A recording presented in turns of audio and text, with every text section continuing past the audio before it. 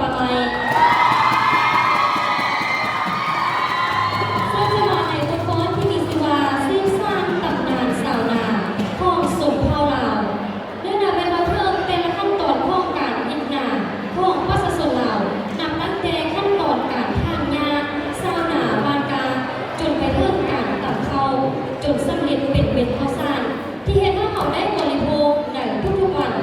และบ่มีอย่างเป็นอีกบทหนึ่งที่แสดงให้เห็นถึงความเป็นเอกลักษณ์ยิ่งของประเพณีที่นักสร้างมูเสือทางด้านการเล่าให้งานและศิลปะวรรณคดีตั้งแต่สมัยปู่ย่าตายายมาจนถึงปัจจุบันและตรงนี้ยังได้แรงบันดาลใจมาจากประชาชนสาวผู้ร่วมงานก็คือชาวนาที่ได้อาศัยอยู่ในพื้นที่ท่องเที่ยวและได้เห็นการกสิกรรมเพื่อเลี้ยงชีพและได้เสริมสร้างผู้สำเร็จด้วยความม่วนซื่น